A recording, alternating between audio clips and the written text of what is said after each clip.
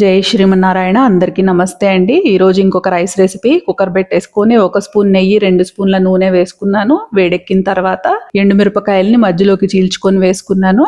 ఇంకా whole biryani ingredients: అంగుళం ముక్క దాల్చిన చెక్క, 4 లవంగాలు, షాజీరా, చిన్న జాపత్రి, కొంచెం బిర్యానీ పువ్వు, బిర్యానీ ఆకు, నల్ల యాలుక 1, అనాస 1 రెబ్బ, కరివేపాకు, 1 పచ్చిమిర్చి చీల్చి వేసుకున్న, కొత్తిమీర కూడా వేసుకున్నాను ఈసారి. అవి కొంచెం వేడెక్కిన తర్వాత కూరగాయ ముక్కలు వచ్చేసి 1 కప్పు క్యారెట్ ముక్కలు, 1 కప్పు క్యాబేజీ, 1 కప్పు క్యాప్సికము, అలాగే 1 కప్పు బీన్స్ వేసుకున్నా.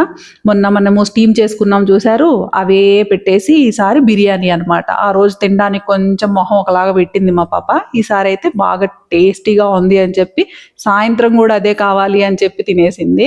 ఇంకా ఆ ముక్కలు వేగేటప్పుడు వచ్చేసి మనము ఉప్పు పసుపు వేసిన తర్వాత మూత పెట్టకూడదు. మూత పెడితే ముద్దలాగా అయిపోతుంది. మూత పెట్టకుండానే ఓపెన్ గానే ఉంచి మనము రోస్ట్ చేయాలన్నమాట. మరి క్రిస్ప్గా అయితే అవ్వవు, కానీ మూత తీసే ఉంచి వేగనివ్వాలి. అందులో పసుపు వేసుకున్నాను, ధనియాల పొడి, మనకి బిర్యానీ మసాలా పొడి నేను చేసి పెట్టుకుంటాను కదా, అది వేసుకున్నాను. 3 స్పూన్ల పెరుగు వేసుకున్నా. పెరుగు అంతా బాగా అసలు ఎవాపరేట్ అయిపోవాలి, ముక్కల్లో కలిసిపోవాలి కంప్లీట్గా. 10 నిమిషాలు నానబెట్టుకుంటే సరిపోతుంది. బాస్మతి రైస్ వేసుకున్నాను. వేసుకొని 1కి 1.5 నీళ్లు మాత్రం మరిగే నీళ్ళని పోసేస్తే వెంటనే అయిపోతుంది. పొడి పొడిలాడుతూ వస్తుంది అనమాట బిర్యానీ. మిక్స్డ్ వెజిటబుల్స్ కదా, ఎక్కువ వెజిటబుల్స్ ఉన్నాయి కాబట్టి మరిగే నీళ్లు పోస్తే చాలా బాగా వచ్చేస్తుంది. ఆ ఒక్క టెక్నిక్ ఫాలో అయితే చక్కగా వచ్చేస్తుంది బిర్యానీ. 1 విజిల్ హై మీద, 1 లో మీద పెట్టేసి ఆఫ్ చేసి ఒక 15 నిమిషాలు అట్లుంచి తీస్తే సరిపోతుంది. చూసారా ఎంత పొడి పొడిలాడుతూ వచ్చిందో.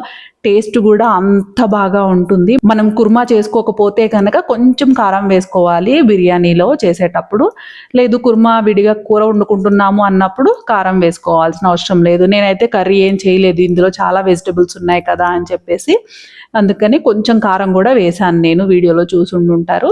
ఇంకా ఇందులో నేనైతే కొద్దిగా పెరుగు పెట్టేసుకొని తింటాను. రైతా అంటే మళ్ళీ దానిలో ఉల్లిపాయలు అవన్నీ కదా, మనకు అవంతా ఉండదు కాబట్టి పెరుగు పెట్టేసుకొని తింటాను. చాలా హెల్దీ రెసిపీ అండి ఇది. మనకి మన ఇండియన్ స్పైసెస్ కూడా మన హెల్త్కి చాలా మంచిది. వారంలో ఒక్కసారైనా తీసుకుంటే చాలా మంచిది. అండ్ కూరగాయలు చూసారు కదా ఎన్ని వేసామో, వీటిలో ఉన్న ఫైబర్ కానివ్వండి, ప్రోటీన్ కంటెంట్ అంతా కూడా మనకి బాడీకి పడుతుంది కాబట్టి చాలా బాగుంటుంది. పిల్లలు కూడా చాలా ఇష్టంగా తింటారు. లేదు లంచ్ బాక్స్లో పెట్టడానికి ట్రై చేయండి. 1 స్పూన్ కూడా రైస్ వదిలిపెట్టకుండా చక్కగా తినేస్తారు పిల్లలు. మరో మంచి సాత్విక ఆహారంతో మళ్ళీ మాట్లాడుకుందాము. జై శ్రీమన్నారాయణ. కృష్ణార్పణం.